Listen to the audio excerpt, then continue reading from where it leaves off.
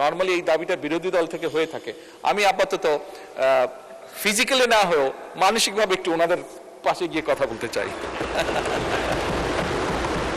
সরকার এমন একটা রাজস্ব ইকোসিস্টেম গড়ে তুলতে চায় যেখানে করদাতাগণ কর প্রদান করে উন্নয়নে অংশীদার হবেন এবং প্রাউড ফিল করবেন, গর্ববোধ করবেন। আমরা পর্যায়ক্রমিকভাবে সেরকম একটা সিস্টেম তৈরি করতে চাই, স্বচ্ছ এবং আধুনিক করতে চাই এই কর ব্যবস্থাকে। আমার মনে হয় এ ব্যাপারেও আমাদের বিরোধী দলীয় নেতা একটি বক্তব্য তুলে ধরেছেন, আমি ওনার বক্তব্যের সাথে সম্পূর্ণভাবে একমত।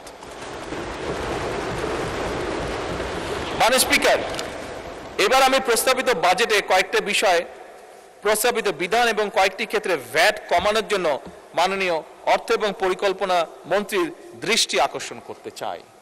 এবার আমি সম্ভবত, খুব সম্ভব, নরমালি এই দাবিটা বিরোধী দল থেকে হয়ে থাকে, আমি আপাতত ফিজিক্যালি না হয়েও মানসিকভাবে একটু ওনাদের পাশে গিয়ে কথা বলতে চাই। মাননীয় স্পিকার, এবারের বাজেটে ব্যক্তি করদাতাগণের আয়কর অব্যাহতির সীমা 2026-27 এবং 27-28 কর বছরের জন্য 3,75,000 টাকা, 2028-29 এবং 29-30 কর বছরের জন্য 4 লাখ টাকা এবং 30-31 কর বছরের জন্য 4,50,000 টাকা প্রস্তাব করা হয়েছে।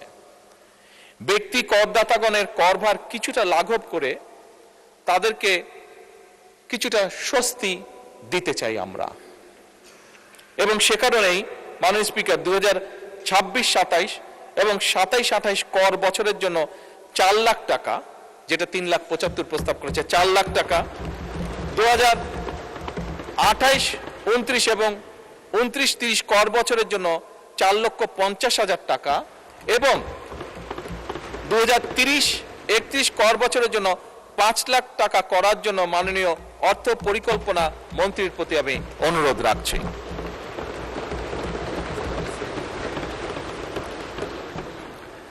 মাননীয় স্পিকার, প্রস্তাবিত বাজেটে স্বপ্রণোদিত বিনিয়োগ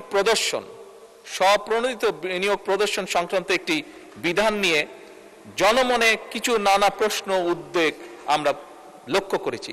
সেটি পত্রপত্রিকার মাধ্যমে, সোশ্যাল মিডিয়ার মাধ্যমে হোক, আমাদের বিভিন্ন সংসদ সদস্যের মাধ্যমে হোক, বিভিন্ন সমাজের সিভিল সোসাইটির বিভিন্ন ব্যক্তির মাধ্যমে হোক, এটি আমি জানিয়েছি। আমাদের দেশে মাননীয় স্পিকার, যেহেতু অনেকেই প্রকৃত মূল্যে জমি রেজিস্ট্রেশন করেন না, মৌজা মূল্যে জমি রেজিস্টার করে থাকেন সাধারণত, তাই অনেক সময় অনেক করদাতা প্রকৃত ক্রয় মূল্য না দেখানোর জন্য প্রায়শই একটা ঝামেলার সম্মুখীন হতে হয়, প্রায়শই ঝামেলার সম্মুখীন হয়ে থাকেন বহু মানুষ।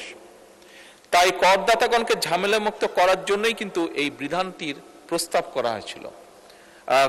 আমি বেশ কয়েকটি মিটিংয়ে ছিলাম বাজেট যখন তৈরি হচ্ছিল, এবং সেখানে যে আলোচনাগুলো হয়েছিল সেখান থেকে কেন এটি হয়েছিল, যেটি এক্সপ্লেনেশন ছিল, আমি সংক্ষেপে এক লাইনে এক্সপ্লেনেশনটা আপনাদের সামনে তুলে ধরলাম যে কেন এটি রাখা হয়েছিল। আনফরচুনেটলি কেউ কেউ এটিকে কালো টাকা সাদা করার সুযোগ এইভাবে মনে করছেন, অনেকের এক্সপ্লেনেশন হচ্ছে এটা বোধহয় এরকম। আমি মাননীয় স্পিকার, জনগণের প্রতি সম্পূর্ণ শ্রদ্ধা রেখে প্রস্তাবিত এই বিধানটিকে প্রত্যাহার করার জন্য আমি মাননীয় অর্থ পরিকল্পনা মন্ত্রীর কাছে দৃষ্টি আকর্ষণ করছি।